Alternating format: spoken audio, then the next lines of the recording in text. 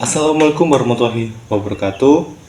Hai semuanya, perkenalkan lagi nama saya Yasna Gusyah dari Prodi Pendidikan S1 Agama Islam. Nah, di sini saya ingin juga melanjutkan tugas dari pembuatan tugas video tafsir amali. Yaitu yang pertama yaitu apa? Membahas tentang pedoman tafsir amali dan lanjut ke tafsir amali. Nah, karena dalam video yang sudah saya buat yang kemarin udah membahas tentang pedoman tafsir amali yang nomor 1 dan yang kedua, yaitu pe dan nu. Nah, sekarang yaitu nomor 3. Nah, sebelumnya mari kita bunyikan bersama-sama. Tafsir penuh bikeseri kemdu kini uaha samula. Itu sekarang nomor 3. Di. Apa itu di? Yaitu dibina. Nah, kemarin kan udah penuh. Jadi kan di, yaitu dibina. Tafsir itu dibina oleh pencipta Allah dan akhirat. Dengan kata lain, ditasbihkan kepada ahlinya. Memahami yang dimaksud Allah itu sangat berat dan berakibat untuk hidup yang selamanya. Menafsirkan Al-Quran sebenarnya hak Allah dan mengetahuinya hanya Allah, Rasul, serta ulama. Jika orang biasa maka harus dibina oleh ulama, tidak dengan dirinya sendiri. Nah, itu tadi penjelasan dari pedoman tafsir yang ketiga, yaitu dibina. Nah, sekarang kita lanjut ke tafsir amali dari Al-Quran surat As-Saba, yaitu ayat kelanjutannya kemarin, yaitu yang sekarang ayat 51. Nah, sebelumnya mari kita baca bersama-sama terlebih dahulu, yaitu surat dari As-Saba dengan bacaan ta'awud. A'udzu billahi minasyaitonir rajim. Bismillahirrahmanirrahim.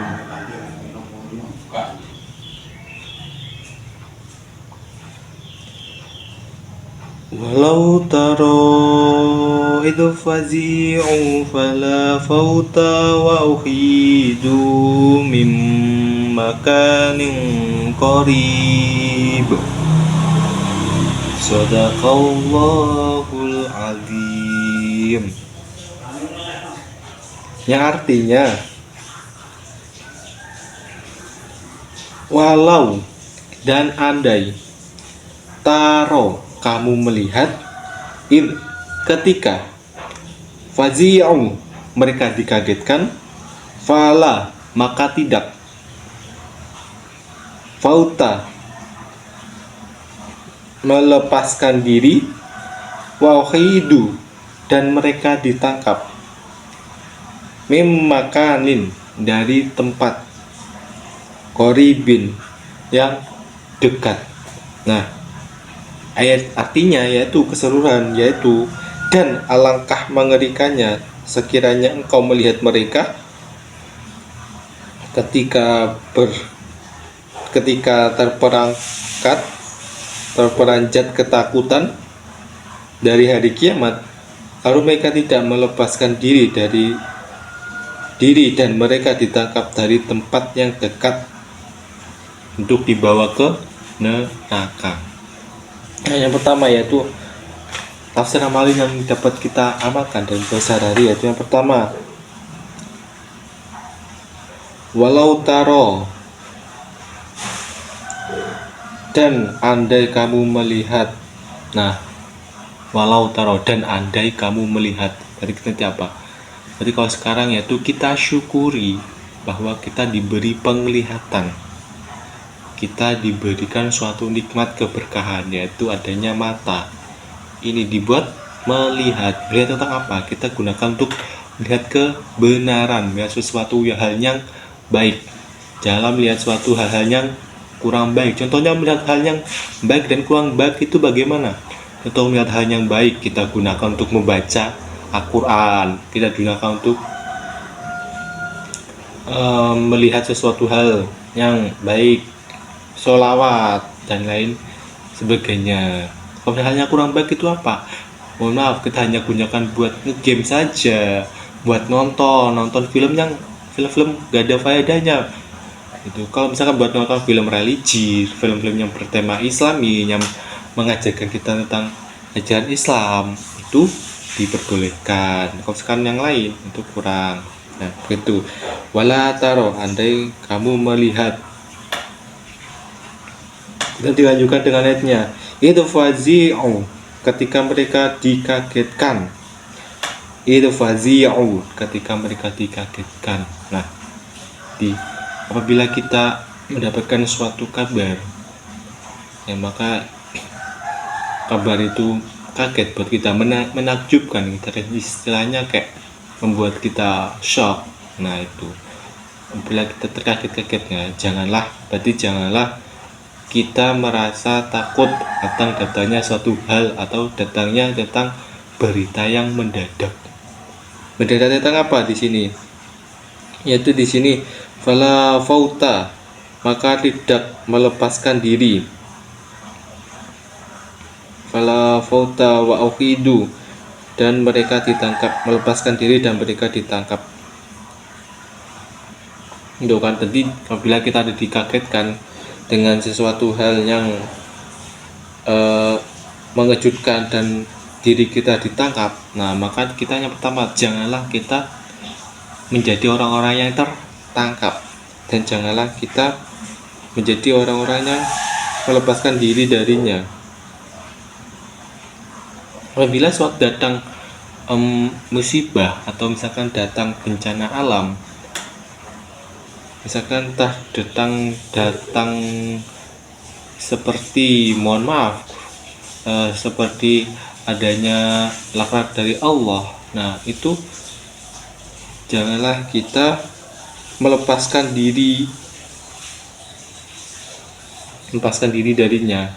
Bisa kita melepaskan diri darinya dengan cara apa? Dengan cara tetap kembali lagi mengingat Allah Subhanahu wa Ta'ala. Dan apabila kita tertangkap, ya tadi udah bilang tertangkap dan juga udah nggak bisa lepas, maka kita tetap harus ikutinya. Tapi janganlah kita merasa terlepas maupun tertangkap darinya. Dari apa ini? Janganlah kita menjadi orang yang tertangkap dan terlepas, yaitu dari nanti siksa di hari kiamat.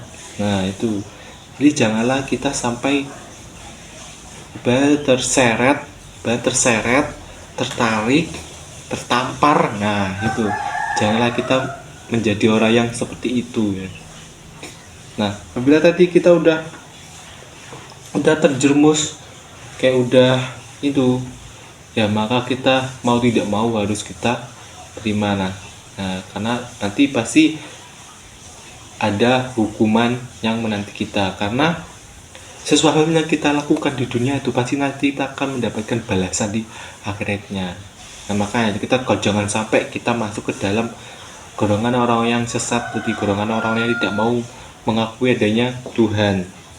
Di sini ada min makanin qorib, dari tempat-tempat yang dekat. Mau gimana pun kita bersembunyi, mau bagaimanapun kita mengelak, mau kita menutupinya, pasti nanti kita juga bakalan ketahuan juga, bakalan ketemu juga, dan bakalan nanti kita amal-amal semuanya bakalan dipertanggungjawabkan di akhirat. Kita nanti bakal ditarik ke dalam suatu penghisapan, yaitu peleburan dosa, yaitu di neraka. Nah makanya itu janganlah kita mendekatkan atau janganlah kita terperanjat ketakutan, ya janganlah kita terperanjat ketakutan pada hari kiamat ya. Jangan kita menjadi orang yang termasuk ke dalam apinya neraka. Apabila telah datang, ya udah, kita sebagai orang Islam kita harus berserah dirilah kepada Allah Subhanahu wa Ta'ala. dengan cara kita membaca banyak Al-Quran di dalam rumah, okay? Maka kita kalau misalkan telah datang hari kiamat nanti, itu janganlah kita takut. Nah, contoh lain, misalkan ini kita melakukan suatu perbuatan dan tahu kita itu salah, ya udah, janganlah kalian takut untuk mengakui kesalahan kalian. Kita harus mau mengakui kesalahan kita sendiri. Kalau misalkan baru polisi datang ke rumah, gedok itu dok dok dok dok, nah kita merasa takut, duh pergi polisi takut. Nah jangan. Nah polisi datang kan juga ada tujuannya, yaitu menarik kita buat interogasi dan lain sebagainya terkait dengan perbuatan kita. Kalau misalkan kita benar, maka kita janganlah takut kepada hal tersebut. Kalau misalkan kita salah, ya udah, kita terima konsekuensi yang udah kita lakukan. Janganlah malah kita lari, janganlah malah kita mengumpet di tempat sekecil apapun. Nah, mau ngumpet di tempat sekecil apapun pasti juga nanti bakal ketahuan juga, ya kan? Di sini juga dia kan ada min makanin koribun, dari tempat yang dekat ke neraka. Membunyi dimanapun pasti nanti juga bakalan ketangkap juga, bakalan ketahuan juga. Nah, makanya janganlah merasa kaget-kaget gitu, dan janganlah menjadi orang kafir yang kaget-kaget kalau misalkan ditangkap. Itu jangan. Kita harus selalu berlapang diri dan kita harus hindari perbuatan-perbuatan yang akan mengarahkan kita ke hal-hal yang negatif, hal yang intirannya jauh di luar surga, yaitu masuk ke dalam api neraka. Jadi ayat 51 ini masyarakat kita tentang apa? Yaitu yang pertama, kita hindari merasa terkaget-kaget, merasa terkejut ketika nanti datangnya hari kiamat, ya. Janganlah kita kaget, kita tetap berserah dirilah kepada Allah dan kita menerima takdir yang diberikan oleh Allah Subhanahu wa Ta'ala. Ya, karena mau kita sembunyi dimanapun, nanti kalau misalkan kita udah waktunya, kita juga pasti bakalan ketemu juga, ya, akan ditarik ke dalam api neraka bagi yang mereka yang banyak dosanya, banyak kesesatannya, banyak kekurangannya. Nah itu makanya kita harus perbanyak-banyaklah amal, janganlah sampai kita ditarik ke dalam api neraka karena perbuatan kita sendiri. Nah, mungkin itu saja yang bisa saya sampaikan di dalam video satu kali ini. Kurang lebihnya saya mohon maaf dan sampai jumpa lagi di dalam video selanjutnya. Dari saya, wassalamualaikum warahmatullahi wabarakatuh.